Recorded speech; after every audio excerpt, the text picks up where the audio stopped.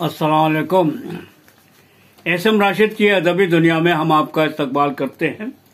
तो दोस्तों, जैसा कि आप जानते हैं, आज इतवार का दिन है और इतवार के दिन आप बेसब्री से यकीनन इंतजार करते रहते हैं लंदन की डायरी का। तो पेश खिदमत है आपके सामने आपका सबसे पसंदीदा कॉलम लंदन की डायरी, जिसके कॉलम निगार हैं जनाब फ़हीम अख्तर लंदन। और आज का उन्वान जो अखबार मशरिक में शाये हुआ है इतवार 7 नवंबर 2021 ईस्वी को, और उन्होंने उन्वान दिया है हैदराबाद के 1948 के कत्ले आम की पर्दापोशी और ऑपरेशन पोलो। तो पेश खिदमत है आपका पसंदीदा कॉलम लंदन की डायरी, और कॉलम निगार हैं आपके अपने पसंदीदा कॉलम निगार यानी कि फ़हीम अख्तर लंदन। कुछ वाक़यात जहन से उतर जाते हैं तो वहीं कुछ वाक़यात जहन में पेवस्त हो जाते हैं।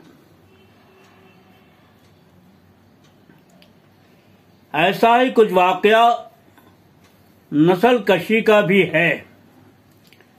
तारीख का मुताला किया जाए तो नस्ल कशी के वाक़यात से हर दौर में कोई इंसान, हुक्मरान या सियासतदान नस्ल कुशी के जुर्म में मुजरिम पाया जाता है। नस्ल कुशी एक जानबूझकर की जाने वाली कार्रवाई है जिसे आम तौर पर नस्ल, कौमी, नस्ल या मजहबी गिरोह के तौर पर बयान किया जाता है, जो मुकम्मल या जुज़वी तौर पर होता है। अक़वाम मुत्तहिदा काउंसिल का नस्ल कुशी कन्वेंशन जो 1948 में कायम किया गया था, जिसमें ये तय पाया कि नस्ल कुशी का मतलब यह है कि कौमी, नस्ली या मजहबी गिरोह को मुकम्मल या जुज़वी तौर पर तबाह करने के इरादे के साथ अंजाम दिया गया हो, जिसमें गिरोह के अरकान को शदीद जिस्मानी या ज़हनी नुकसान पहुंचाना, जानबूझकर जिंदगी के ऐसे हालात मुसल्लत करना, पैदाइश को रोकना या जबरदस्ती बच्चों को ग्रुप से बाहर दूसरे ग्रुप में मुंतकिल करना वगैरह हैं। The political instability task force सियासी अदम इस्तेकाम पर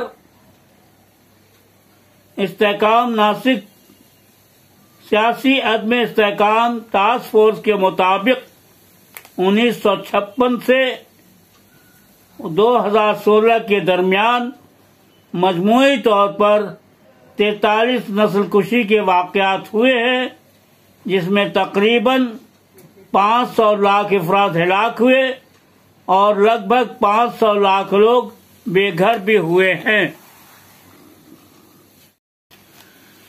चंद साल कबल बीबीसी रेडियो पर हैदराबाद के 1948 के फसाद के हवाले से एक दस्तावेज नशर की गई है, जिसे सुनकर हमें भी तारीख से अपनी नाइल्मी पर शर्मिंदगी का एहसास हुआ।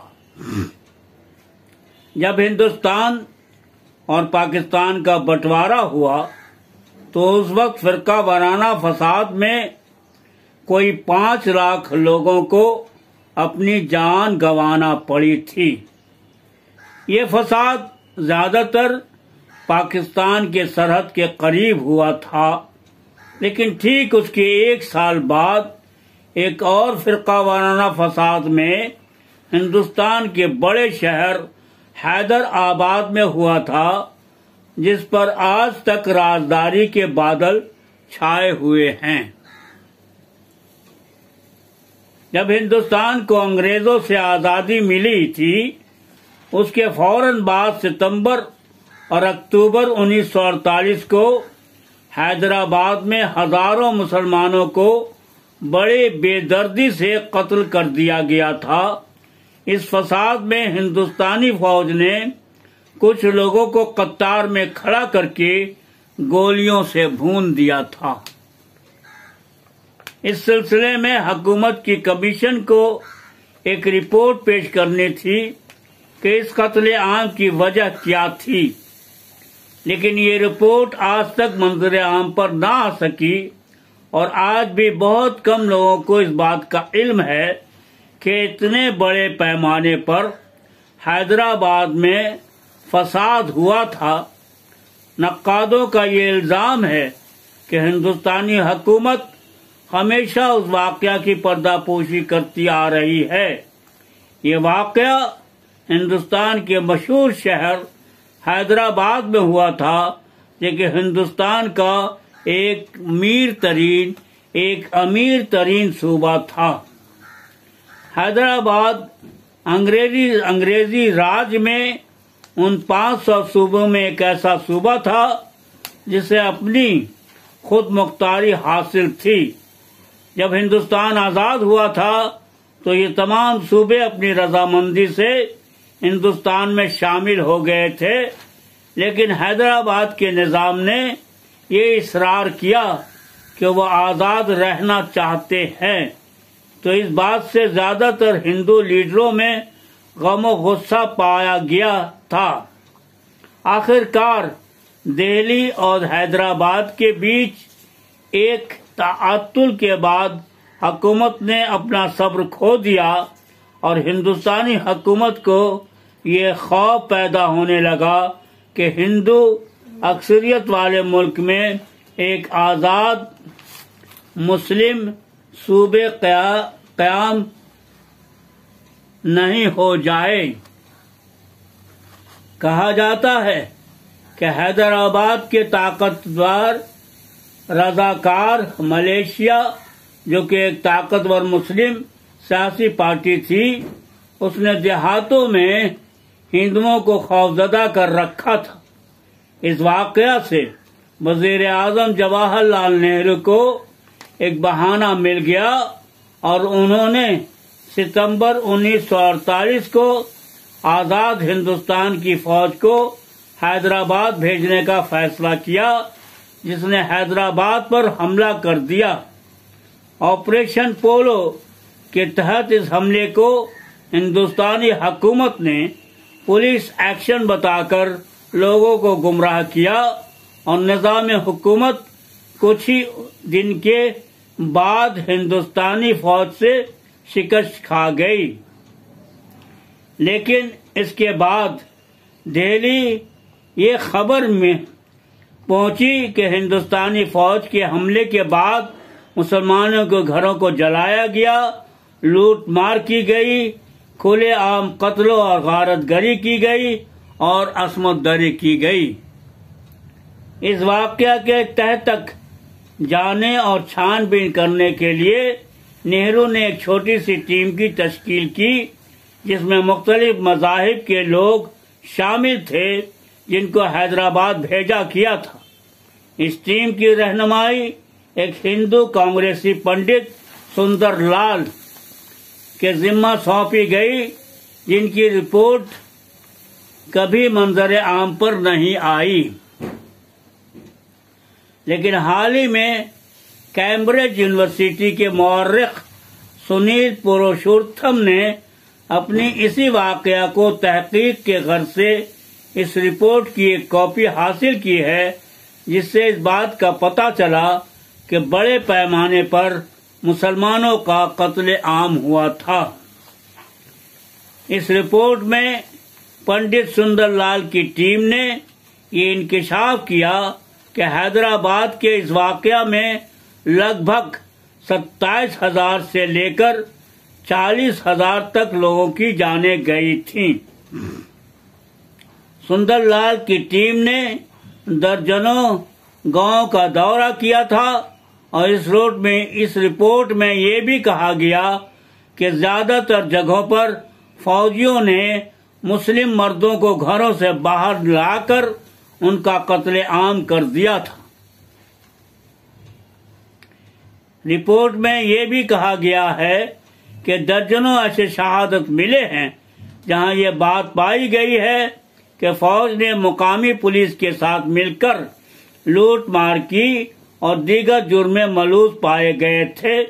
اس کے علاوہ یہ بھی پایا گیا کہ فوج نے ہندو ہجوم کو بھی اکسایا اور مسلمانوں کے گھروں اور دکانوں کو لوٹنے میں ان کا ساتھ دیا تھا۔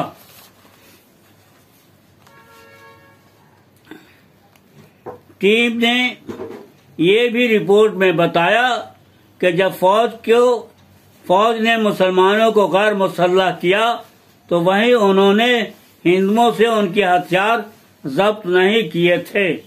حالانکہ اسی رپورٹ میں یہ بھی بتایا گیا ہے کہ کچھ واقعات ایسے بھی ہوئے ہیں جہاں ہندوستانی فوج نے مسلمانوں کے ساتھ اچھا برتاؤ کیا تھا اور ان کے ساتھ ان کی جان و مال کی حفاظت بھی کی تھی۔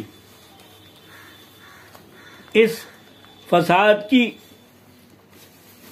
ایک وجہ یہ بتائی گئی ہے کہ برسوں سے ہندو رضاکاروں کی دھمکی اور تشدد کے شکار تھے۔ سندر لال رپورٹ کے مصنف نے خفیہ طور پر یہ لکھا ہے کہ ہندوؤں کے بدلہ لینے کا ایک واقعہ اتنا دل دہلا دینے والا ہے کہ جس کو دیکھ کر ٹیم کے حواس اڑ گئے تھے۔ اس میں لکھا ہے کہ بہت ساری جگہوں پر ہمیں ایسے کنویں دکھائے گئے جس میں لاشیں بھری ہوئی تھیں اور وہ سڑ چکی تھیں، اور ایک جگہ جب ہم لوگ لاشوں کی گنتی کر رہے تھے تو اس میں ایک لاش ایک عورت کی تھی جس کے سینے سے ایک بچہ چپکا ہوا تھا۔ سرکاری طور پر آج تک اس بات کی صفائی نہیں دی گئی کہ سندر لال رپورٹ کے ان مندرجات کو نہرو نے کیوں شائع کرنے نہیں دیا تھا، لیکن قیاس کیا جاتا ہے کہ اس کی ایک اہم وجہ یہ ہو سکتی ہے کہ حکومت کو اس بات کا ڈر تھا کہ اس رپورٹ کے شائع ہونے سے مسلمانوں میں ہندوؤں کے خلاف غصہ اور بدلے کی آگ بھڑک جائے گی۔ یہ بھی حیرانی کی بات ہے کہ اس واقعہ کو اتنا عرصہ گزرنے کے بعد بھی ملک کے کتابوں میں اس کا کہیں ذکر نہیں ملتا، اور آج بھی بہت کم لوگوں کو اس واقعہ کی جانکاری ہے۔ حالانکہ سندر لال رپورٹ کا علم بہت کم لوگوں کو ہے، لیکن یہ دہلی کے نہرو میموریل میوزیم اور لائبریری میں نمائش کے لیے رکھا گیا ہے تاکہ عام لوگوں کو اس کی جانکاری ہو۔ اس واقعے کو عام آدمی تک پہنچانے کے لیے ہندوستانی پولیس سے بھی گزارش کی گئی ہے کہ اس واقعہ کو وہ شائع کرے تاکہ عام آدمی کو اس واقعہ کی جانکاری ہو۔ یہ بھی کہا جا رہا ہے کہ اس رپورٹ کو پڑھ کر ہندوؤں اور مسلمانوں میں اور تناؤ بڑھے گا۔ نومبر 1947 میں حیدرآباد نے ہندوستان کے تسلط کے ساتھ ایک معاہدے پر دستخط کیا تھا۔ اس معاہدے میں ریاست میں ہندوستانی فوجیوں کی تعیناتی کے علاوہ تمام سابقہ انتظامات کو جاری رکھا جائے گا پر اتفاق ہوا تھا۔ تاہم اس قتل عام کی پردہ پوشی کے لیے یہ بھی کہا جاتا ہے کہ حیدرآباد میں کمیونسٹ ریاست کے قیام اور عسکریت پسندوں کے عروج کے خوف سے بھارت نے ستمبر 1948 میں ایک معاشی ناکہ بندی کے بعد ریاست پر حملہ کیا۔ 17 ستمبر 1948 کو ریاست حیدرآباد پر حملہ انسانی تاریخ کا ایک سیاہ دن ہے۔ مسلمانوں کے قتل عام کو یوم آزادی کا نام دینا عالمی تاریخ کا سب سے بڑا جھوٹ ہے۔ برطانیہ میں مقیم حیدرآبادیوں سے جب ہم نے اس موضوع پر بات کی تو انہوں نے کہا کہ حیدرآباد میں تو کئی فساد ہوئے، لیکن اس 1948 کے فساد کے سلسلے سے انہوں نے اپنی لا علمی کا اظہار کیا اور کہا کہ سندر لال رپورٹ کے بارے میں انہیں پہلی بار ایسی جانکاری ہو رہی ہے۔ سول لیبارٹریز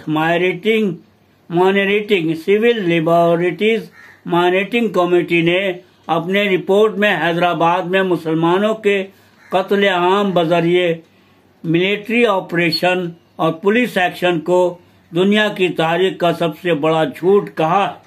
نہرو کی آپریشن پولو نے اپنا کھیل بے دردی سے کھیل کر لاکھوں بے قصور لوگوں کو موت کے گھاٹ اتار دیا ہے، جسے تاریخ کبھی نہ بھلا پائے گی اور نہ معاف کرے گی۔ تمام رپورٹ اور سندر لال کے رپورٹ سے یہ بات صاف ہے کہ حیدرآباد کا قتل عام کوئی آپریشن نہیں بلکہ ایک نسل کشی ہے۔ تو دوستو، ابھی آپ اعصم راشد کی ادبی دنیا میں اپنا سب سے پسندیدہ کالم یعنی کہ لندن کی ڈائری سن رہے تھے، اور اس کے کالم نگار ہیں فہیم اختر، اور آج کا عنوان جو اخبار مشرق میں شائع ہوا ہے وہ ہے حیدرآباد کے 1948 کے قتل عام کی پردہ پوشی اور آپریشن پولو۔ تو دوستو، ہم پھر ملتے ہیں آپ کے اسی پروگرام میں جس کا نام ہے اعصم راشد کی ادبی دنیا۔ تو ملاقات ہوگی پھر۔ اللہ حافظ۔